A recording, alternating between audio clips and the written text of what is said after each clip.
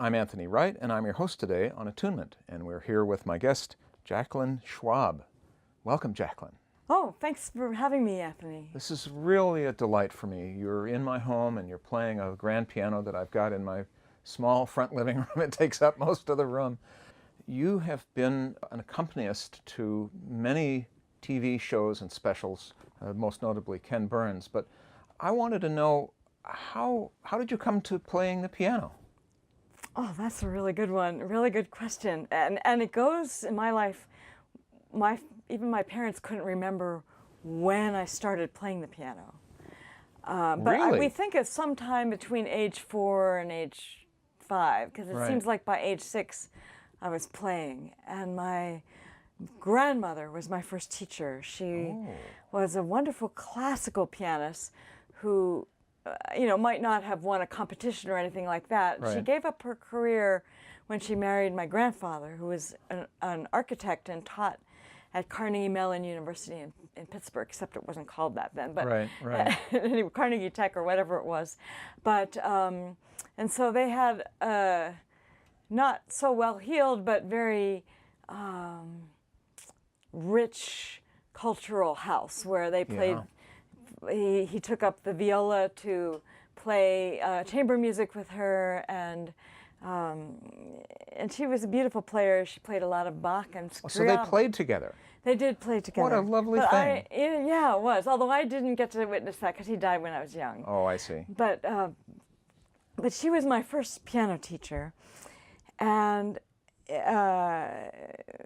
What a great connection with Grandma. it really was. It was, and you can look at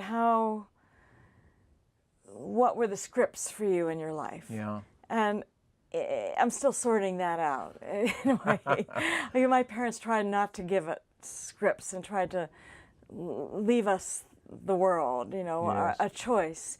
And I think my grandmother did regret not having given up her music career, which she largely did when she married my grandfather. She played some duets with a violist on radio in Pittsburgh, So is her love what really has inspired you to I think be so. such I mean, you're not only an accompanist, but you're a soloist. And, it's very curious about how you're able to move back and forth from being this wonderful music bed to these. You won a Grammy for the Civil War documentary. Well, I could say Ken Burns' CD did, but I was proud to be part of it. I Yes. was really proud to be part of it. Yeah. I guess I've been very fortunate in my early the mentors that I had. My grandmother was my father's mother, but my mother came from a family that really valued, that's the Jewish side of my family, is my mother. Okay. And my parents had a mixed marriage. They valued culture and art and creativity. My sister's an artist, my brother's a lighting designer. And You had the whole theater at home. And that actually explains you've done an album of klezmer music, too. Yeah, which yeah. is really fun. Oh, thank you. I'm still a beginner at that, but yeah. And so I had their encouragement, and then when I was about 8, my mother found a teacher for me at Chatham College, which is in Pittsburgh. There was a music camp that we went to that was very nurturing, and this was a composition teacher who taught there, Marjorie McCown, who... Miss McCown. What? Miss McCown. And she was English. Her husband was Scottish, and I think that may have been the seeds for my root of loving British Isles music. I see. And she gave me composition lessons for 6 or 7 years, which for me were mostly ear training lessons and the rudiments of composition. And I haven't really carried out the composition track in my life. Maybe, who knows, I hope I'll have time left to do that. I've done some outright composing and did actually do the theme for a TV show on Mary Cassatt once, where I did have charge of the whole music, in sort of a French sounding theme because she had spent time in France. But anyway, mostly I've followed the track of being an improviser. Well, I was going to talk about that because you've got a degree. You graduated from the New England Conservatory of Music with a degree in piano improvisation. And I know a number of classical musicians who are just scared to death of improvisation. And I wanted to ask about, first of all, I have a sense of why that is because people get locked into reading notes and they don't want to make any mistakes.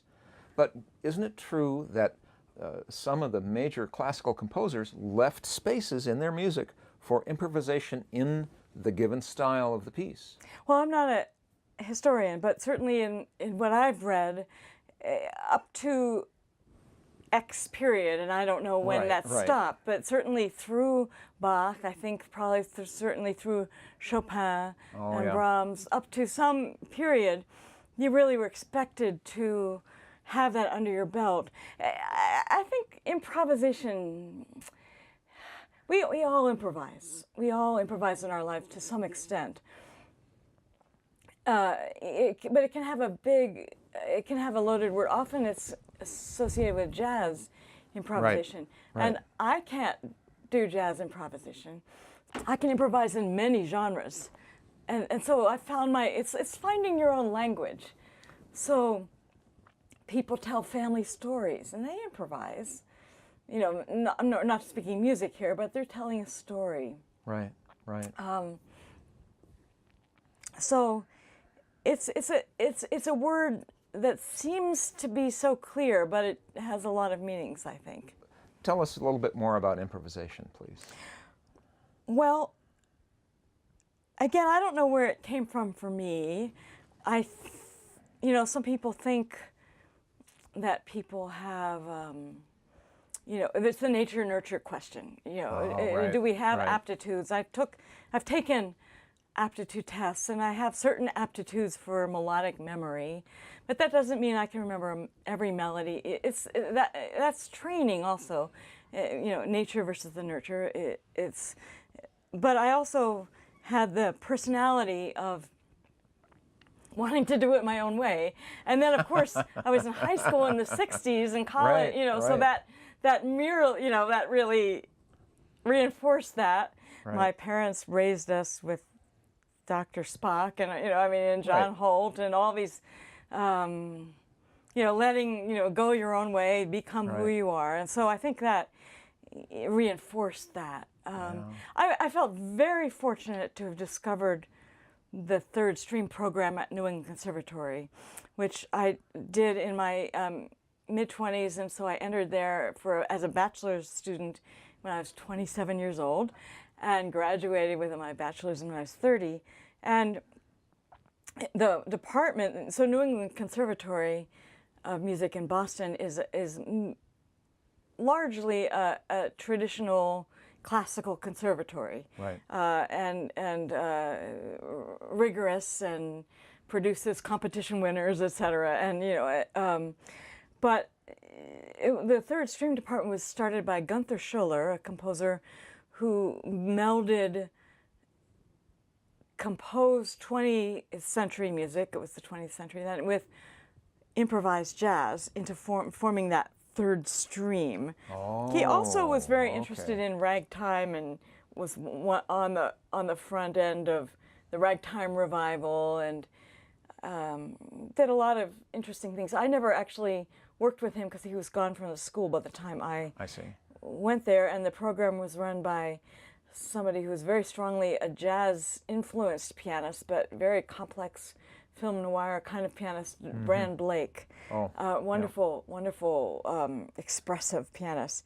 I didn't study with him either, actually. I studied with a sax player, Henkes Netsky, who at that point was engaged in starting what became the Klezmer Conservatory Band, and it was the front end of the Klezmer revival. So I went to I was in the third stream department, which is now called Contemporary Improv, CI. But I went to school with salsa musicians and klezmer musicians, and one of my teachers taught sitar and courses in non-Western music, and I was sort of the odd duck out. I was probably the only person in the department who couldn't play jazz, who didn't play jazz. Here I was playing these. I entered in pretty much all I could play at that point in terms of, I was so shy. I was incredibly shy. And I wasn't much of a technician then. And I would play English country dance music if somebody else was playing and if people were dancing at the same time. Okay. The idea of playing for anybody actually listening was impossible, you know. So I was, and here I was in this sophisticated music school with mostly jazz classmates, although we were not the jazz department, that was a whole other department. But you were influenced by being around those kind of melodic harmonies and so forth. And our first semester, we didn't, in our third stream lessons, we would also take lessons on our instrument, but in our third stream lessons, we did not play our instrument at all in the lesson. We had to come in and sing tapes that we had learned. So and it was really basically stuff Rand liked. You know, you could find a rationale behind it, but basically it was stuff he liked, and that stuff included songs of the Auvergne, the French Auvergne, you know, but they also included Billie Holiday and Thelonious Monk and John Coltrane. And you know, so here was I, Miss English Country Dance Pianist, having to come in and sing.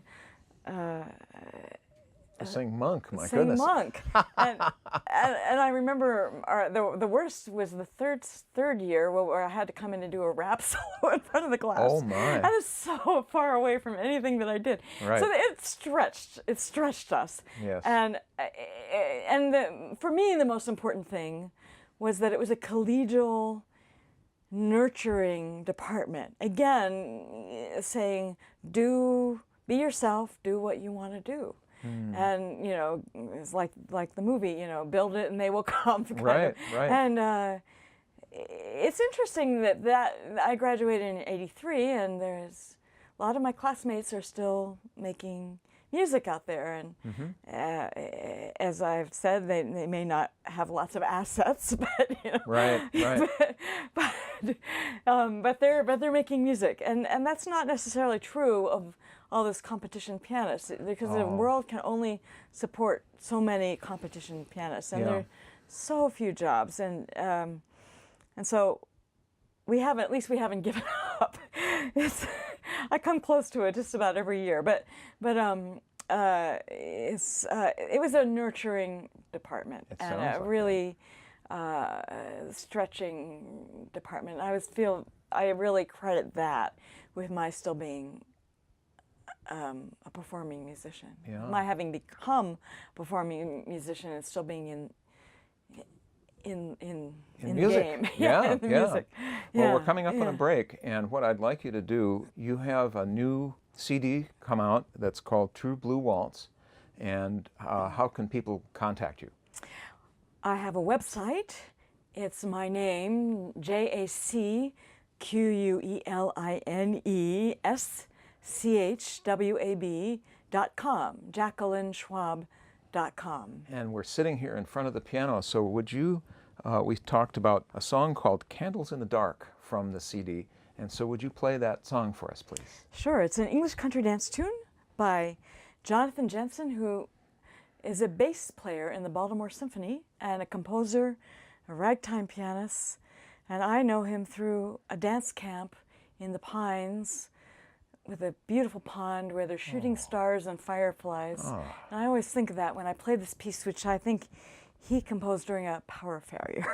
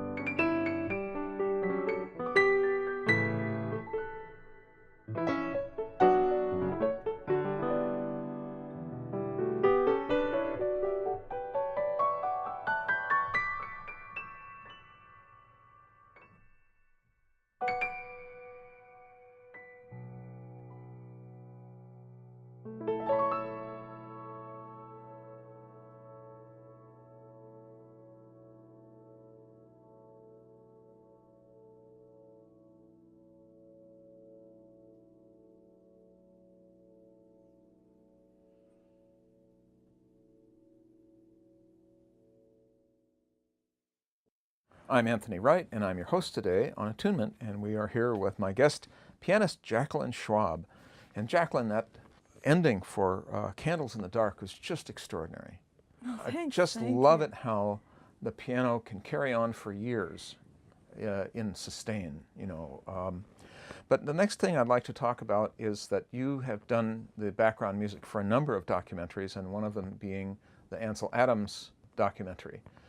I didn't know at the time, before I saw that film, that he was a concert pianist. And one of the things he said in that was about, in the piano, you play the whole piano. And I really came to appreciate that he took that sensibility into his photographs. So can you talk to us a little bit about your thoughts about that? I love how when one art can influence another one. Like they talk about architecture and music, and in my music history classes at the conservatory, we talked about the golden section in Renaissance buildings, and then Lassus motets, and in these complicated equations that, you know, the spiral that occurs in nature. Yep. But and so I don't know much about Ansel Adams, and I was hired on to show up and play, and I didn't do the research on him, but I know he loved Bach. And yes. because I was asked to play. And my goodness, what an architectural so wonder Bach is. Yeah. Ongoing. I mean, it just doesn't stop. And then I know his. I've really loved the colors in his that he caught, and those are some things that I feel like I'm just on the beginning of my own journey to try to catch color in the piano. And what do you mean by color in the piano for our listeners who don't play? And I probably don't even use it in the same way that a true wordsmith about music would use it, because I'm not so at home in the world of words. But Right. I love the sound of different touches on the piano. You can get a note to be sharp or short or long or to hover, and then you can do that in combination with certain low and high notes ringing and some notes not ringing. And I don't even have a vocabulary for it. Well, I heard you doing it, though, the last piece. Yeah. And can you show us some of that? Because we've talked about you're playing another piece called Little Brown Island in the Sea.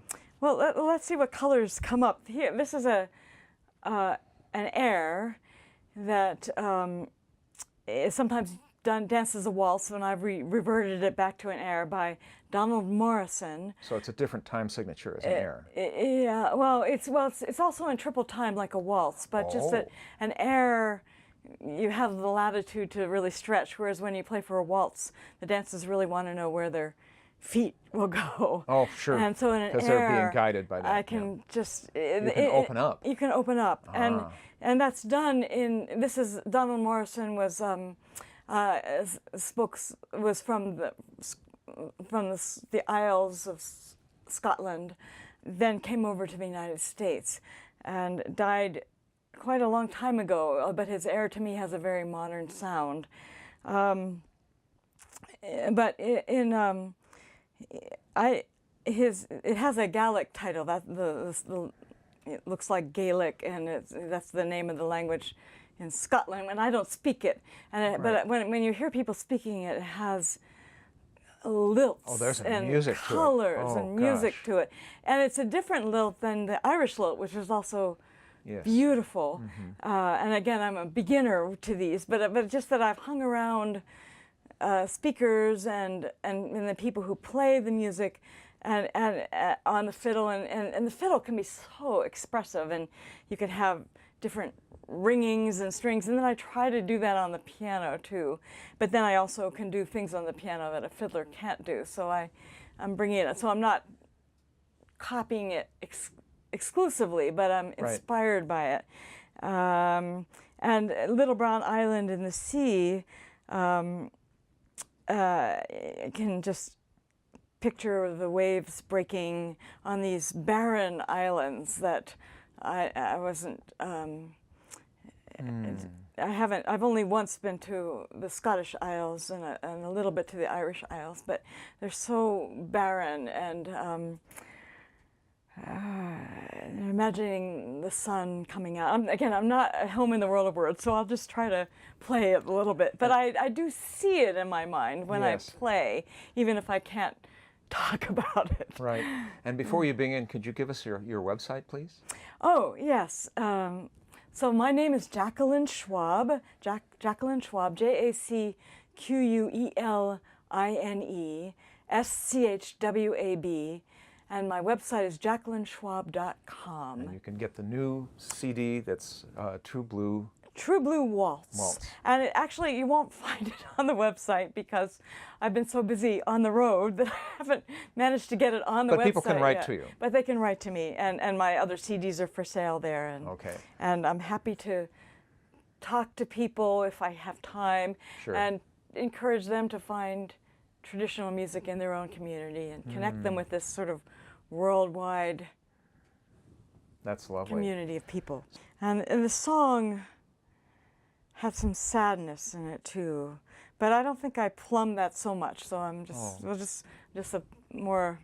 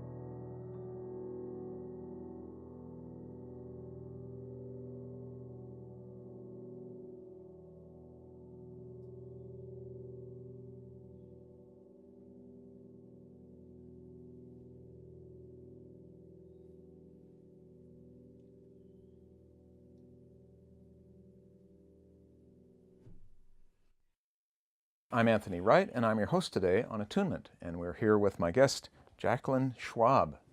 God, that's lovely. Well, thanks. I wanted to mention that I owe hearing that piece to Scottish fiddler Alistair Fraser, who grew up in Scotland, but for many years has made his home in Northern California, first the Bay Area, and now out in Grass Valley, tours the world around, and really promoting. He's a Pied Piper of Scottish traditional music, and a magnetic performer, and a beautiful sound on the fiddle, and an overflowing heart, and he has a camp. He has several camps, including one called Valley of the Moon in California, where he gets hundreds of fiddlers fiddling. At the end of each week, they have a concert at some civic auditorium where 100 fiddlers or 150 fiddlers are on the stage at a time, and the camp's been going on for a long time, and there are a number of young people, formerly young, they were young 20 years ago, and now they are in their 30s performing and teaching other people, and it's really cascading. Oh, wonderful. And so this particular piece, Little Brown Island in the Sea, he recorded, well, I don't know when he recorded it, but it was on a CD that I first heard in the early 80s. You're an English country dance pianist. How did you come to English country dance? I know it's somewhat under the radar. Well, tell us what that is, first of all. We could go on for all too long about that, but it's a very, I'll just say it's a lot of fun.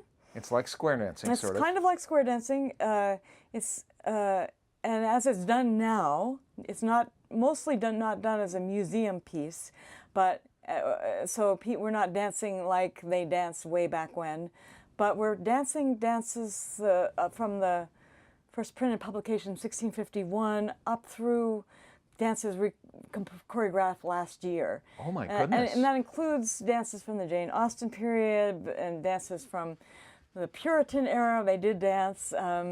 Amazingly enough, they did dance. Maybe not in America, but certainly in England they danced. Right. I mean, I don't know about America, and so as it's done today, it was popularized by Englishman Cecil Sharp, who around the time of Ralph Vaughan Williams and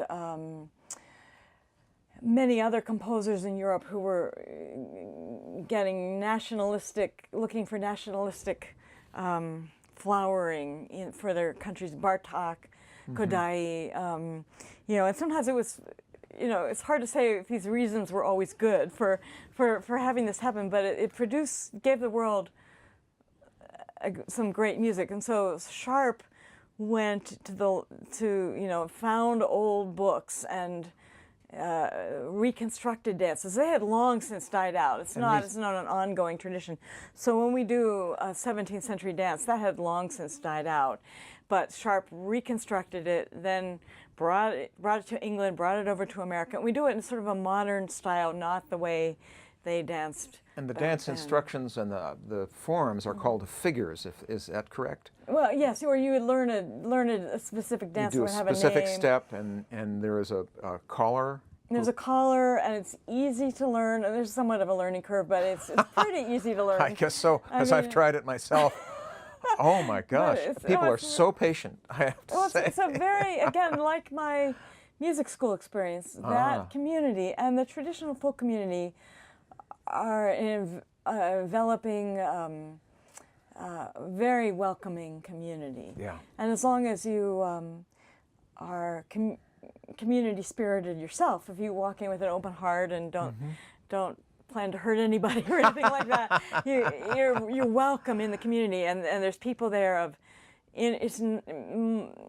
although there tend to be Grey Panthers like me now, but there are the younger generations are coming into it too. Or 20s and 30s. Moldy generational, maybe not so much the English dancing, but other kinds of, Scottish fiddling right now is hot among the teen set. contra dancing. Yeah, there's English ritual dancing. There's popular people of different political persuasions, people of different religious persuasions. It's a great meeting place where people agree to not talk about the things that they would disagree about in the real world, and they connect. And that's Yeah. a lot to be said for that. I can't think of any way that in doing, I can just imagine in isolated communities, when people would do these dances, you'd really get to know who your neighbors were non-verbally. Yeah. By going through and doing these dances, and they'd get to know you, and that began, to, I'm sure, to build a basis of really bringing a community together and a mutual trust, because you know, oh, I know you, we danced the other day, sort of thing.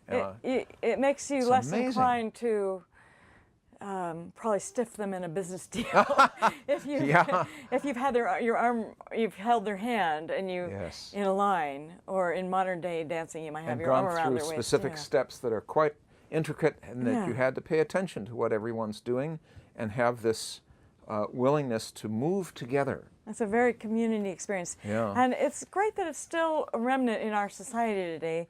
It's not obviously the only form of entertainment available, you know, as it was back in the 18th or 17th centuries, but it still gives people lots of endorphins. It's pretty unique, though. Yeah. I mean, in bringing back a community building thing that's different than watching TV or watching football, or, you know, it's not a spectator sport. Right. Yeah. It's not fun to. You don't. People ask groups to perform, and what's the point? Right. It doesn't.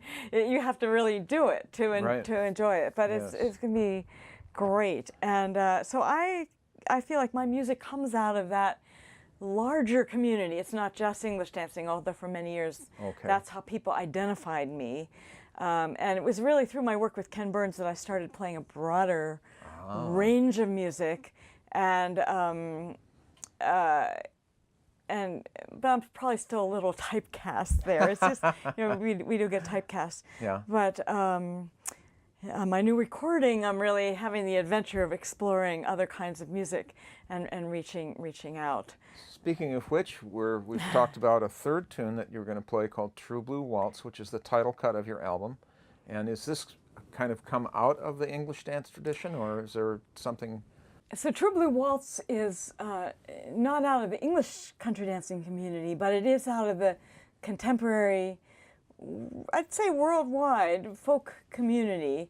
And not that everybody plays the same thing, but David Kahn, who I have not yet met, I don't think, but lives in Seattle and is connected. Many people I know would know David, but, you know, so once you sort of join in on this community, you can really go many places around the world and meet somebody who knows somebody you know, and it's and be offered a meal and lodging for the night, and make new friends very quickly. It's just because it's such an embracing community.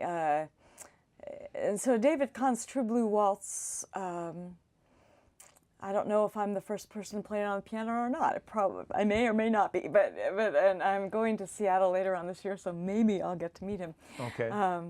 But I think I first read it in a book of his tunes that he's had printed out, and I bought it at a dance camp somewhere, and there it is. Anyway, but for me, it's a new adventure, a new adventure. True Blue Waltz.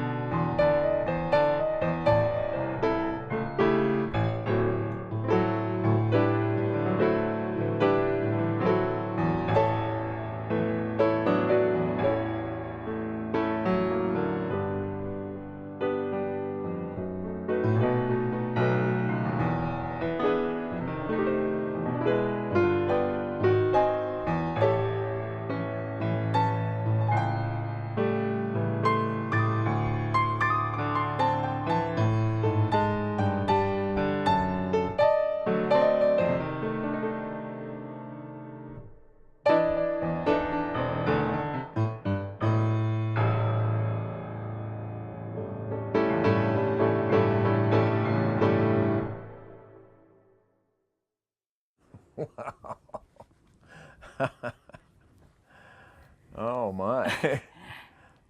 You have a website, and how can people contact you? I'd love to hear from you. My website is my name, JacquelineSchwab.com, JacquelineSchwab.com. And I do have information about my recordings on it, although True Blue Waltz isn't on it yet, but it will be. Okay. And the work that I've done, but also you're welcome to write, and I don't always answer right away because might be on the road, but I'm happy to put you in touch with organizations around the country that would connect you with traditional music and dance music and etc. I'm Anthony Wright, and I'm your host today on Attunement, and we're here with my guest, pianist Jacqueline Schwab. And you have played the piano for many, many different venues. But one thing that you said before we started was you play a song during your concerts that you haven't otherwise recorded. And I thought it was very interesting, and it's La Paloma. Tell us a little bit about La Paloma. Well, I have been interested in tango for a long time. Ooh. And so often La Paloma is played as a tango, but in fact, I've just recently learned it's considered what's called a habanera, and which has the rhythm yum, da dum bum bum, da dum bum bum. And I learned that La Paloma is an old tune. It's the 1850s by Sebastian Radier. And I think it has some Cuban influence in it and some Mexican influence in it. I'm not an expert on it, but some of the information I got was from an NPR special on it. It's just talking about why this tune has had such a long life. Mm-hmm. I mean, many tunes that are I've gotten interested in through my work with Ken Burns and through the folk community are on our undercurrents. You know, like La Paloma you might hear in Muzak in a grocery store these days, or in an airport. It's still there in our, but the NPR special talked about part of why it's been so long lasting. It's a song about love and separation. That you love somebody but you're separated from them. But it's also been expanded, I think, in undercurrent of meaning, just like our African American spirituals didn't always mean just crossing the River Jordan. That's the tip of the iceberg. And so, so La Paloma, I think, has also had political meaning to it. For people who feel separated from their country, or from a political party, or from a regime that's in power. And so there's love and separation, and that's woven into the song with La Paloma is the dove. So my version is not very traditional, but I'm imagining the dove flying and this undercurrent of love and separation.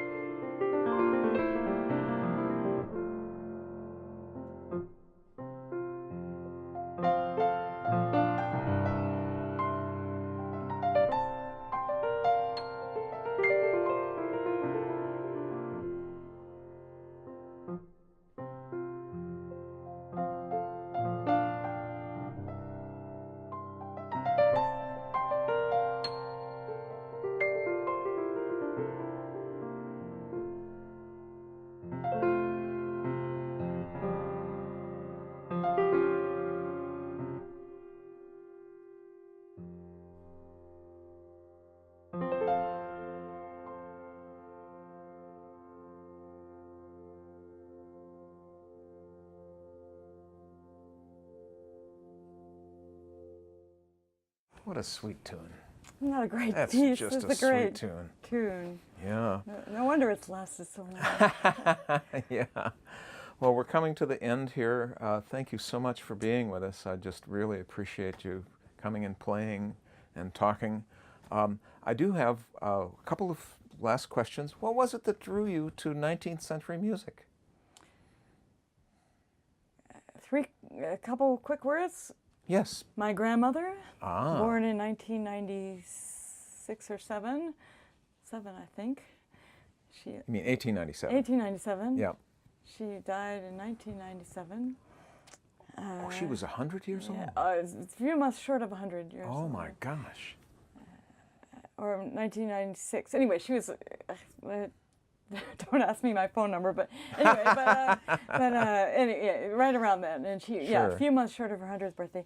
Ken Burns, who could sell anybody anything that he felt in his heart, and he felt he turned me back to Stephen Foster, which we sang in grade school. You know, I kind of thumbed our nose a little bit about it. You know, in the age of the Beatles and Olatunji and Joan Baez and Right. Pete Seeger and and. But it sounds like you found something new in Stephen Foster. He helped me find it. I think just in his excitement in his voice. How could you not be excited about it when he's excited about it? And I think getting older, and this 19th century music is about community and sentimentality and love and death, and I'm not saying I buy everything about it. And I grew up with two lefty parents who, and I'm a person of the 21st century, and I certainly don't buy slavery, and I don't buy inequality, and I'm happy that women vote, and et cetera. But there's something about that period that, and I don't want to go back there. I don't want to be a time traveler. So in a way, I'm recreating it as we in America and all around the world do with history. We re-script it and take from it, hopefully, the best of it, and parts that can still speak to us. And so I think for me, that day and age where people did connect. The Laura Ingalls Wilder books where her father plays the fiddle. Oh boy, I was just nuts about those. Absolutely crazy for them. It's great, and and it probably was a terrible time to live. It was hard. It was really hard. But there's some wonderful things out of it, and I think that I buy now, even though I grew up more with a Bartók harmonies and Celtic harmonies and Bulgarian music harmonies and. Bach in my brain more than the sweet 2 or 3 chord sounds of a Stephen Foster song. Now it speaks to me, so I play it out of feeling that it connects. And maybe it connects me back to Pittsburgh, where I grew up, where I escaped from when I was 19. But now that I go back there, I view it with love. So yeah, there's a connection to place. Yeah. Yeah. And then my last question before we go into your final tune that's called Paton Blanc. What would you say to people who are just coming to your music? How should they listen to what you are playing? Well, strategically, they could listen for the theme and variation. As a dance musician, I play a tune, and then I play it again, and then I play it again, and I play it just slightly different. The way we tell a family story, you talk about Uncle Joe, or what he did. I talk about how my grandfather dropped the Thanksgiving turkey one year, and they picked it up, put it on the plate. But you tell it slightly differently each time. You could listen for that, and I hope they'll feel connected to the emotion that I aimed and the story that I'm trying to tell. And then, but even more than that, I hope it would connect them to that we still have acoustic music in the world, and you don't have to be a concert musician to play it. You can get out there and go to a Sunday music session with friends and play whatever you like, country western or Beatles or Irish jigs and reels or whatever it is, but you can get out there and play it and not be judged for it, and connect with people. I would hope people would hear that. And then I hope they hear my cool variations and harmonies on top of that. But, Right. but that's not the thrust of it. That's not Right. the thrust of it. Right. Anyway. So thank you so much for being with us. Anthony, thank you so much. And how can people contact you? I have a website, and it's JacquelineSchwab.com, JacquelineSchwab.com, and it has my email address. I don't always answer right away when I'm on the road because I'm my chief cook and bottle washer and tour manager and etc. But I will answer eventually, or try to. And I can sell you my new True Blue Waltz CD, which is not yet listed on my website, but it's on there. And I have other CDs for sale, and we'd love to hear from you. Great. So here now is Patin Blanc. Tell us just a tiny bit about Patin Blanc. Well, I found it in a book in England, a book of tunes from the Massif Central, so it's French, by Philippe Rier. He was a piper and apparently a vintner.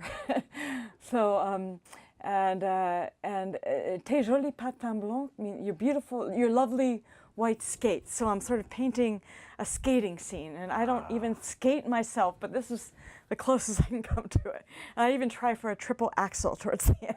We'll see if I make it this time.